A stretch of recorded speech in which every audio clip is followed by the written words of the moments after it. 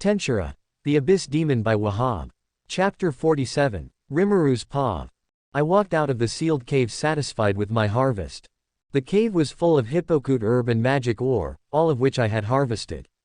My deal with Veldora was still in effect. He would release his aura in the cave, where I could easily acquire these rare material. I not only gained these materials but I also acquired new skills by consuming the monsters in the cave. Black Serpent, Poison Breath, and Heat Detection. Evil Centipede, Paralysis Breath. Black Spider, Sticky Thread, and Steel Thread. Vampire Bat, Vampirism, and Ultrasound Waves. Armorsaurus, Body Armor. Slime, Dissolve, Absorb, and Regenerate. The abilities did exactly what the name says. Poison Breath gives the user the ability to release a powerful toxic and corrosive breath. Vampirism, by sucking the target's blood I can temporarily gain its abilities. It was a useless ability if you ask me. I mean, Devourer is simply better. Would it be too presumptuous to consider Vampirism its degraded version? The slime's abilities to dissolve and absorb were useful, so it was integrated into Devourer even though my skill could already do those things. My favorite so far is Steel Thread. It is intended to be used to defend against enemy attacks or when making a nest, it can be used to increase your advantage. But what I tried was to make one thin thread and whip it at a tree. It easily cut through, slicing the tree in two. It was a dangerous and cool ability. It reminded me of Rui the Spider Demon from Demon Slayer. I couldn't help but snicker as I thought of all the things I could do with this ability. Alas, those were the 6 species I encountered. I could also mimic their forms but that was redundant. Their forms didn't exactly make me stronger. As I strolled through the woods, I couldn't help but notice how quiet everywhere was. It made me recall what happened a month ago. After training very hard, learning to perfectly control his excess power, Veldora had finally learned how to completely erase his aura and presence. He made sure to boast about it to me, going as far as to completely erase his presence for as long as he could to see just how long he could maintain such a state. For beings with a lot of magicules such as true dragons, it is necessary to release at times or else. I shivered thinking about what would happen. As I continued to walk, I couldn't help but notice that there were no monsters within 100 meters of me. It was strange. You could find any sort of monster no matter where you are in the forest. So not seeing a monster even after walking so far was puzzling. My aura was completely erased, so there's no way I would be detected. Unless, I suddenly felt a group of monsters approaching. They were small in size, their equipment plain and crude. Their faces were dirty and devoid of intelligence, but they weren't entirely bestial. There were also a few who wore swords, spears, stone axes, and bows. Before my eyes, a group of 30 goblins stumbled before me. As I sized them up, their apparent leader opened his mouth. Strong one, have you business here? I finally understood why monsters didn't dare come close to me. It was my presence. Monsters can easily tell just how strong someone is based on the person's presence even if the person's aura is concealed. My presence is somewhat peculiar ever since I was exposed to Ivaraj's magicules. My presence alone can instill fear and dread into any being weaker than me. I gave the goblins a quick look over. To them, this must be one of the most frantic moments in their lives. Their eyes and weapons were trained on me, still some of them were ready to flee at the least provocation. Good to meet you. I have no business here, I was just walking by. I said in a light tone so as not to scare them.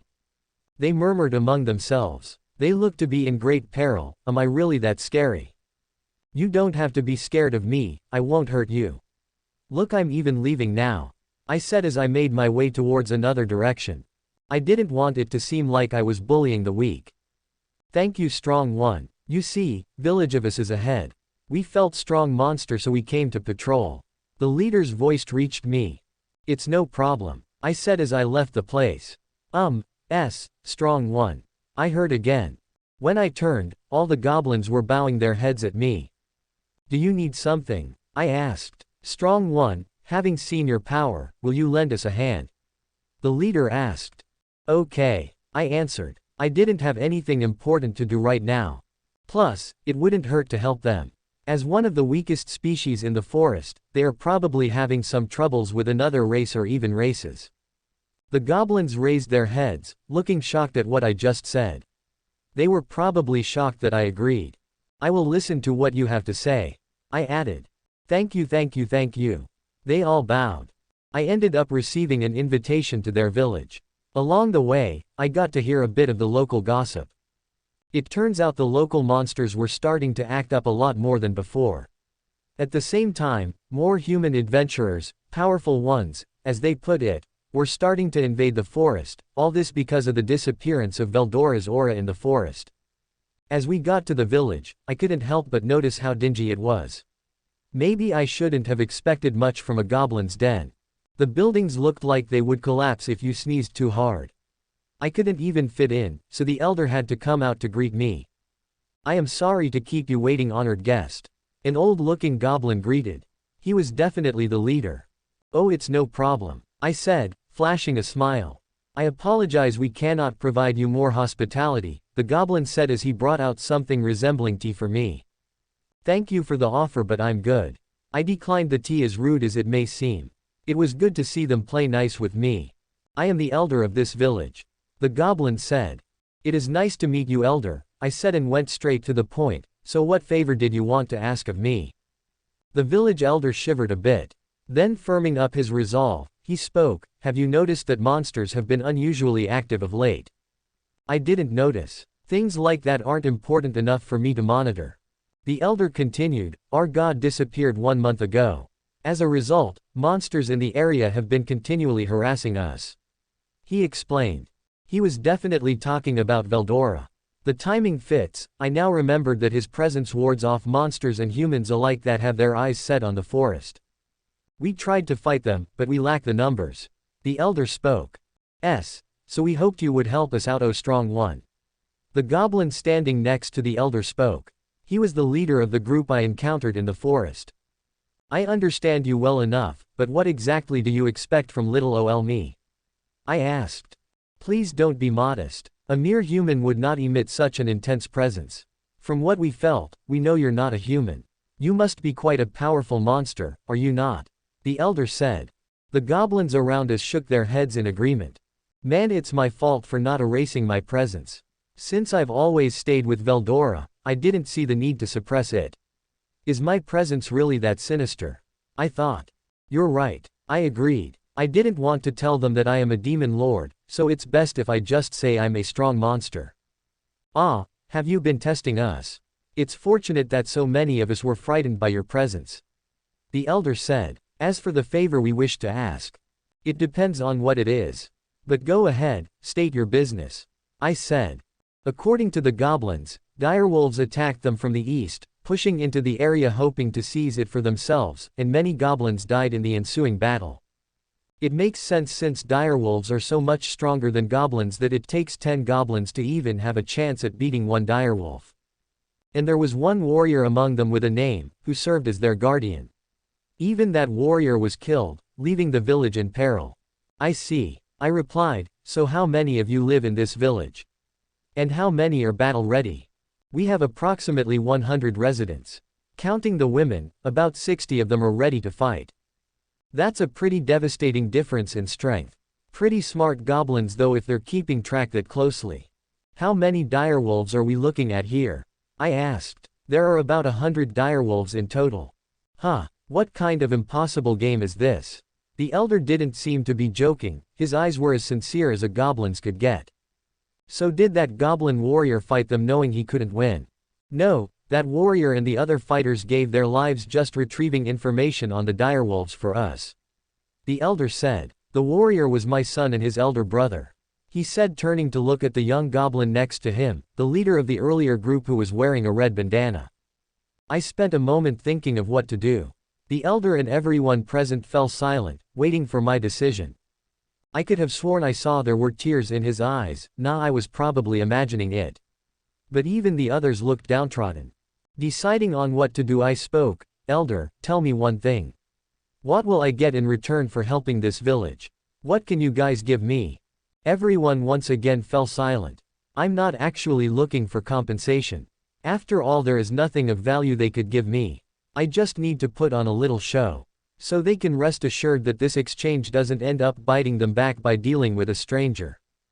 We will offer you our loyalty. Please grant us your protection. If you do, we will swear our loyalty to you. The elder spoke bowing. We will swear, the other goblins bowed. I couldn't help but feel for them. I could tell that they all were relying on me. As weak monsters, they've probably been through a lot. When all is said and done, I just can't say no. Fine then. In lieu of the Veldora, I will grant your wish. I proclaimed. Upon hearing my words, everyone bowed deeply. Thank you. We are your loyal servants. The elder paused. Forget about my name for now. I said. I then started by gathering all the goblins capable of fighting. It wasn't a pretty sight. They were all in terrible shape. And from afar, the remainder of the village looked like nothing but children and the elderly. So I couldn't expect to find many who can fight direwolves. I guess I'll just do this alone then. Meanwhile, the goblins around me were staring at me with an almost religious faith in their eyes. Everyone, do you understand our situation? I asked. I really didn't know what to say to them. Yes, sir. The goblin leader, the elder's son, replied. We are prepared for a life or death battle. Everyone looked tense. It's all right. No need to be all worked up. Since I'm here, everything is going to be fine. You just do your part and I'll do mine. I said to ease their mind. I then healed all the injured goblins using the potion I made from the herbs in my stomach. I ordered everyone to then make a fence around the village. I made sure they were all prepared for any circumstances. Although, nothing bad will happen since I'm here. As night came by, the howls of the direwolves could be heard. Everyone was in their respective positions, ready to engage the direwolves. They had set up the fence with a single entryway on one side. When the direwolves were in sight, they stopped to look around. The one in front, the leader, remarked, what good will such a flimsy fence do? Another one of its kind stood next to it, staring at me. It had a star on its head. Father, that human. A human. Ha ha ha ha ha, you think you will survive with the help of a human? The leader said, referring to me. I sat on a rock in front of the fence, calmly watching the approaching direwolves. I ignored the belittling comment and said, turn back now, and you may live to see another day. My tone was cold and distant. I had actually grown to like these goblins and I didn't want them to get hurt. Insolence. No mere human can order us direwolves. Trample down that fence. Spill the blood of those lowly goblins and the human. The leader ordered. The direwolves all came rushing at us. But I didn't move an inch. I could feel the fear of the goblins behind me. The wolves didn't even have the chance to reach 5 meters from where I sat, when the steel thread I placed around the village began to cut them all down. Kaiha. This is so awesome. I feel like Rui from Demon Slayer. I bet I look badass as I'm sitting. I thought. The goblins fired arrows from where they stood, killing any direwolf they could. Threads. I heard the leader of the direwolves mutter. It then turned to me, this is your doing, isn't it? You puny human. Without wasting much time, it launched at me as breakneck speed. Father. The other direwolf next to the leader called out, but the leader didn't pay heed.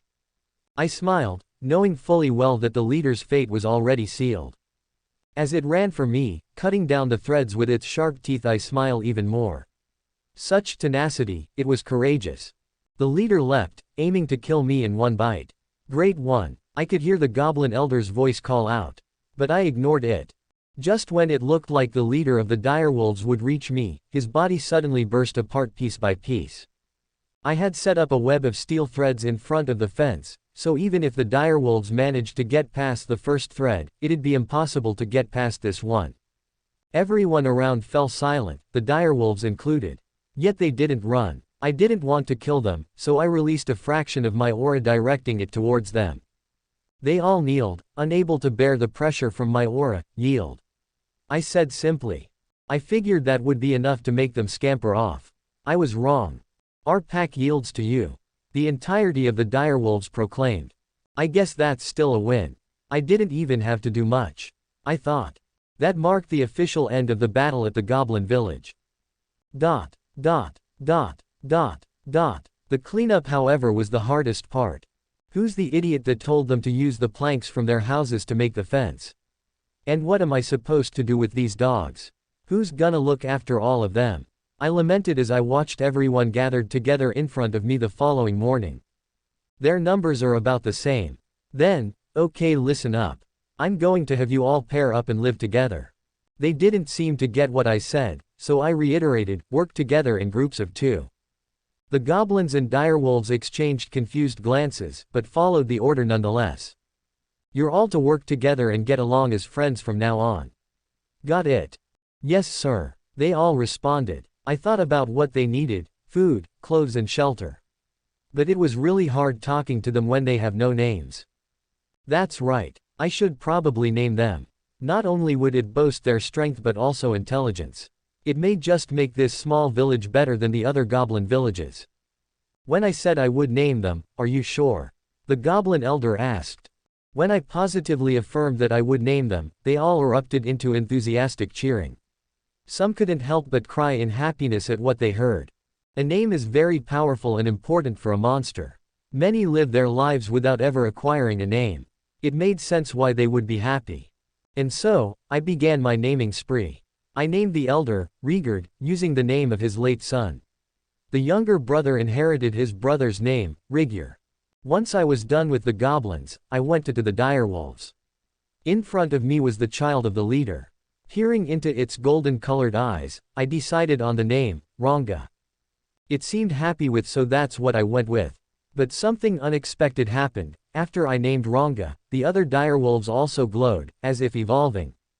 Is it just me or are all the direwolves evolving despite me giving only you a name? I offhandedly said. Master, all of us direwolves are as one. Our brethren are all connected. Therefore, my name has become our clan's name. I see. Your entire clan evolved through a shared name. It was the first time I'd ever seen something like this. I'm glad everything went fine. After all, this was my first time ever naming monsters before. Luckily I was able to control the amount of magicules used. Now it's time to see just how far this village will go. Rigurd's curiosity got the better of him as he spoke. To name all of us without batting an eye, who are you, strong one? Well, since I was helping them, I didn't see the harm in telling them who I am. I am Rimuru Tempest. They stared at me in disbelief for a second before realization set in. They immediately knelt in awe, trembling as they lowered their heads in reverence. It is an honor to be in the presence of our god demon lord Rimuru Tempest Sama. I could hear their whispers, as they bowed. To be in the presence of our god, what an honor. We are now his subordinates. Luck is finally on our side. Father was a fool to attack Rimuru Sama.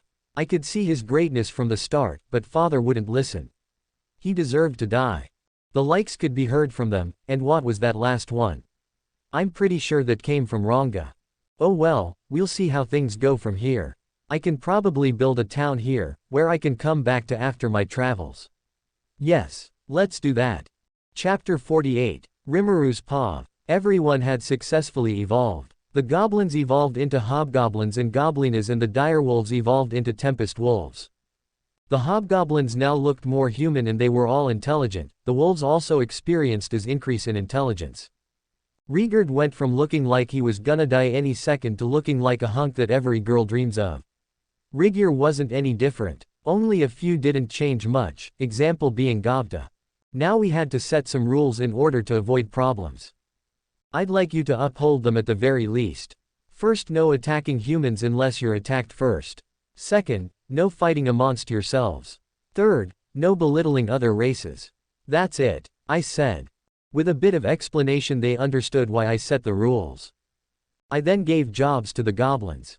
I assigned a team to keep watch over the surrounding area and a team to gather food. There wasn't any problem, so to speak, except the shelter and clothing part of food, shelter and clothing. I smiled. It is finally time to show the fruits of my labor. All those years of learning different occupations in my spare time will show their worth. I decided to teach the goblins about building construction and clothing production. I created a clone that would teach clothing production while I taught building construction. I created all the carpentry tools using material creation. Then got to work. With their increased intelligence, the goblins easily learned what I taught and could apply the knowledge fairly well. Our village was well on its way to being a town. 2 weeks in, 4 tribes of goblins showed up, 500 of them in total. Which meant that we had to move from here, since this place wasn't conducive for living. We needed a place with a water source and cleared land suitable for farming. I decided that the area right nearby the cave was the most ideal. I accepted the goblins since we needed more manpower. The problem was coming up with names. Regardless, I named the goblins by just calling a name that came to mind. The elders were named Rugard, Rigurd, Rogard and Lilina. Rigurd was given the title of Goblin King, while the other four became Goblin Lords. With that out of the way, we set off towards a new land. The forest was filled with the sounds of cutting wood and blacksmith's hammer. The foundation of a new city was being laid, and new houses are being built. At first, to lay the plumbing, we had avoided building any houses, and it was but empty land. For the waterway, they redirected the water from the river. It's under construction, but we plan on constructing a building for water pipe control. There, the water will be purified and distributed to every household. As for drainage, it will be directed into an underground sewage. As it is made from wood, we decided to preserve it by hardening it in cement. And, leading away from the city, it will end at a facility where it will be reprocessed into manure. Furthermore, we temporarily erected a building the size of a gymnasium on the outskirts. It serves as temporary lodging area. And as such, it's not made to last. All in all, the construction proceeds smoothly. Near the cave, at the seat of honor, I plan on placing my dwelling.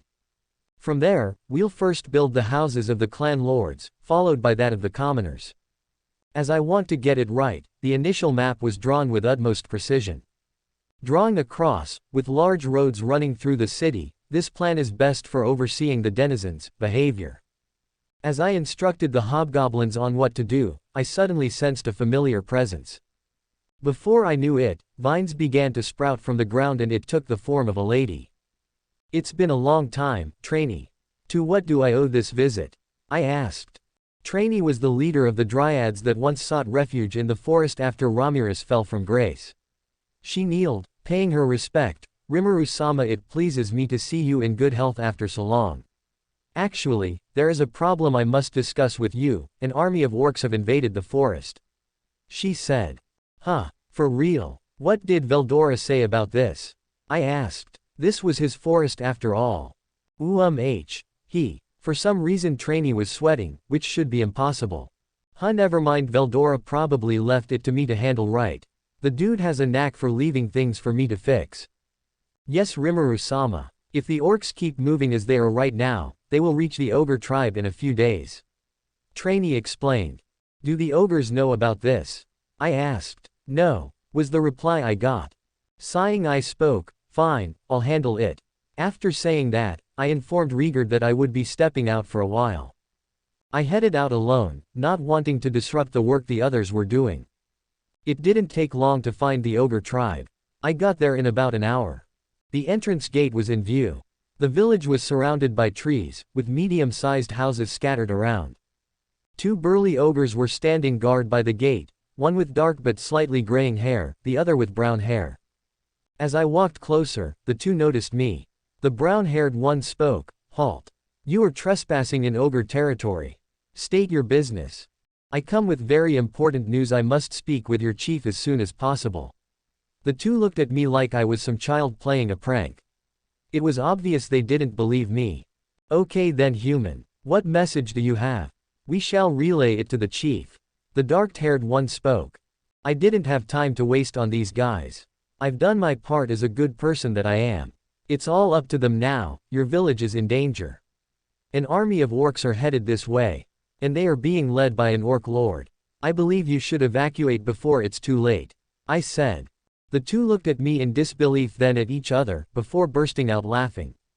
Ha ha ha ha ha ha ha, those pigs. They wouldn't dare challenge we ogres. You sure have a wild imagination, kid. Orc lord, that hasn't been seen in centuries. Now scram. You've taken too much of our time.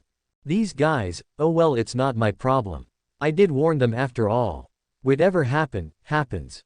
As I turned to leave, I noticed an old-looking ogre with gray hair with a sword by his hip. We made eye contact for a few seconds before I finally left. Orc lords cause a lot of damage in the forest, that's why I was hoping things could be taken care of swiftly before harm is done. It's not even my responsibility to do this, I thought as I headed back to the goblin town. Dot, dot, dot, dot, dot, dot. As I patrolled the town, Rigurd rushed to me. We received a message from Rigur and the security team. It seems they've discovered suspicious beings in the forest, he said. I asked, are they monsters? No humans, he replied. That seems suspicious. What would humans be looking for in the forest? Just because Veldora's aura disappeared doesn't mean he's gone. They never learn. They may be scouts from some nation hoping to expand its dominion. Rigurd said. Rigurd led the way to where they were hosted.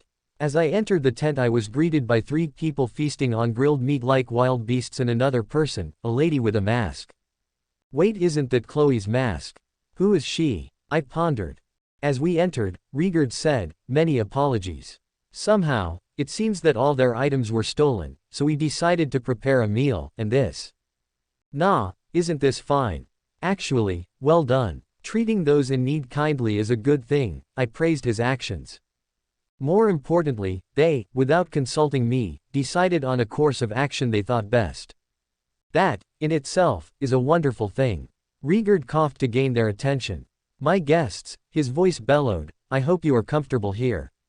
Allow me to introduce you to. You can call me Toru. I didn't want my cover to be blown. Toru is the name I use when I travel to different nations. There's no way I would use Rimuru, bad things would surely happen if I did that. Huh, a kid, the 3 animals said in unison with their mouths full of meat. What terrible manners. I am not a kid if you must know.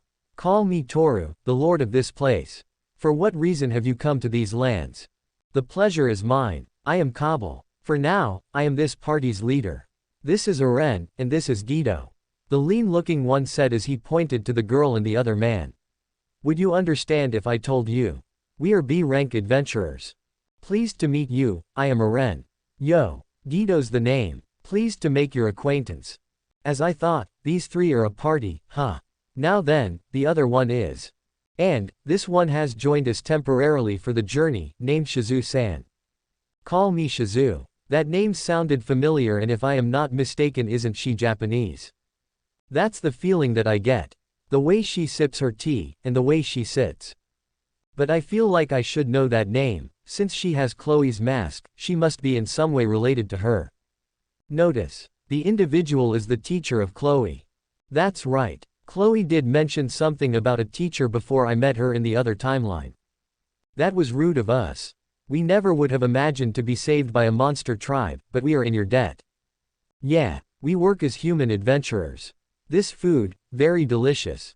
These days we've been doing nothing but running, never having a decent meal, truly, thank you. Thanks, we're in your debt. However, to think that hobgoblins were building a village here. Well, at least they aren't ungrateful. Well, take your time eating, we can talk when you finish. I said.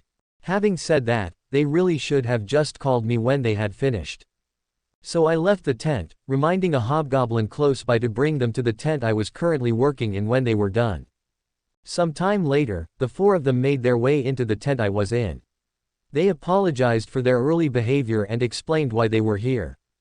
To summarize what the group told me, on the orders from their guild master, they needed to come to the forest and investigate if any suspicious happenings were, well, happening. In any case, he says to search for anything suspicious, but what should we call suspicious and what normal, huh? Right. Should have asked him to explain in more details. There's a limit to how much we can investigate, you know. Thus they began badmouthing their guild master. These guys are hopeless, I feel like I understand their poor guild master. So what have you found so far? I asked. Veldora's presence in the world really is substantial. People are always in fear of him one day going berserk. But that dude is so lazy, he once laid on the couch for over a decade. If not for the couch crumbling under him, he wouldn't have stood up. Nothing aside from this town. Cabal said. Shizu, who had been quiet until now, groaned loudly. Kya. It suddenly began. Cracks ran along the surface of her mask, and magical power gushed from within. Slowly, Shizu rose, and began to mutter. Summoning magic. Uren exclaimed in surprise. Oi oi, seriously. What rank she going to summon? Looking at the scale of the magic, it's going to be monster with rank B+ or higher. Do not say things so leisurely, it can't be stopped. As expected from skilled adventurers. They ended the conversation in instant, and then spread out.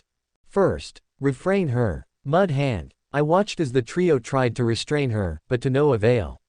With the swing of a finger, an explosion erupted, pushing back everyone violently while also shredding my tent to pieces. The tent aside, or any of the three injured by that explosion. As I wasn't harmed in the slightest, I wondered about them. Are you okay? I asked them. We're okay. Ouch, all my body hurts. I better receive injury compensation. It hurts. You guys, please worry a bit about your leader. While complaining, Cobble stood up.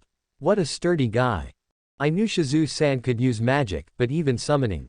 The three prepared to fight, but I intervened. That's enough. I'll take care of things, I said as I erected a barrier around Shizu and I. Powerful flame magic, wait, she might be the conqueror of flames. Dido yelled. Wasn't that a hero or something? Ren chimed in. I think she was active 50 or so years ago. Shizu's mask fell off her face, flames shot upwards. It swallowed Shizu and from within Ifrit emerged. Good thing I already ordered Rigard and Ranga to evacuate everyone. No mistaking it, Dido said, that's the conqueror of flames, the master of Ifrit the Titan, the strongest elementalist in the world. Gah, Ifrit, isn't that spirit like above a rank and stuff? Cobble yelped. Ooh, that's my first time seeing it, but wait, how's Toru-san going to beat that? Uren asked. I ignored all what they were saying and focused on Ifrit. It had already summoned 3 fire salamanders.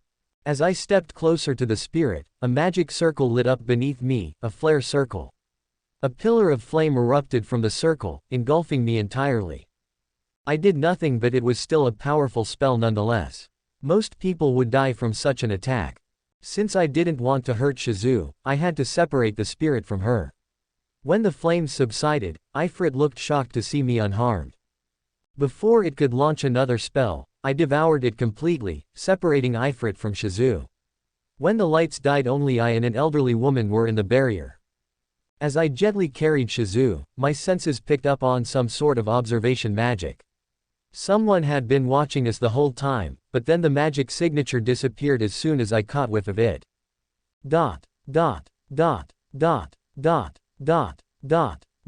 Shizu lay on a makeshift bed. She didn't have long. Without a spirit, she was finally aging as a regular human should. When she gained consciousness, she instantly felt sorry for almost killing everyone. There was nothing I could do. I'm sure she wouldn't want to be turned into a demon. And performing a spirit summoning in a place like this where spirits don't dwell was impossible. Toru-san, would you listen to me? Shizu said. You shouldn't talk too much, you know. I want to tell you my story. I for some reason feel like I can trust you. So Shizu told me what happened to her, though her recollection was vague. She spoke of how Ifrit possessed her after she was summoned and how she ended up killing her friend. Her most cherished memories being the ones she had with the hero. Chloe, I presume. Chloe didn't tell me much about Shizu, just that she was her teacher as well as Hinata's. She was the one who gave me the mask. She said it would boost my magic resistance and help suppress Ifrit. She continued. She then explained how the hero left her and went on her own. She lived as the people's champion but retired to be a teacher at Ingrasha. She had been in search of the demon lord who summoned her, but she wasn't successful. Hey Toru-san, I'd like to ask a favor.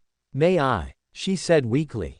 Of course, I replied. Please, eat me. Just like you ate the curse that had been cast on me. That would make me happy. She continued. I dislike this world, still I can't abhor it. So that's why. I don't want to be absorbed by this world. This is my last request. You want to see the kids again, don't you? Why not fight just a little longer? I said to persuade her. No, I've lived long enough. I don't want to endure any more of this. The both of us remained silent. I didn't know what to do. Then let's do it this way, Toru-san. Let's enter a contract. Shizu proposed. A contract? I asked, puzzled. Where did that come from? Although you hide it well, I can tell that you're a demon, a powerful one at that. This isn't my first time seeing a high-level demon. Despite being a demon, you don't act like one. That is why I want a contract with you. I was surprised. Color me impressed that she could tell I was a demon when others couldn't. Fine then. I will establish a contract, tell me what do you want? I asked. The kids, if those kids could be saved, also, Demon Lord. She was finding it hard to finish her sentence. Her life force was rapidly weakening. Do you want revenge? I asked. I don't know, but there was something I wanted to find out from him. I just wanted him to acknowledge that I, this human, had exited, perhaps. What is this Demon Lord's name? Leon Cromwell, she said. Leon Cromwell, I've heard about him. He became a Demon Lord a few centuries ago. I offer you everything I have, my body, my power, my soul, everything. Please grant my request, she begged, tears streaming down her face. You have nothing to worry about, Shizu. I will take care of the kids and give Leon a good scolding, okay? Quote. I got no reply back. She had died peacefully. Activate unique skill, Devourer. Yes. Dash. I explained the situation of Shizu to the idiot trio. They were heartbroken, but okay. Of course I had to tell them I ate her body since they didn't see it, but I also explained why that happened. They soon left the village in order to report their findings to the guildmaster. Whereas I continued to focus on the development of the town. But I couldn't quite stop thinking about the otherworlders. Who introduced otherworldly summoning magic to the human nations? I remember that summoning otherworlders a few centuries ago was quite rare, but it suddenly started happening frequently nowadays. How did the human nations acquire the knowledge of summoning otherworlders? All these questions will be solved when I begin my investigation. For now, the town comes first.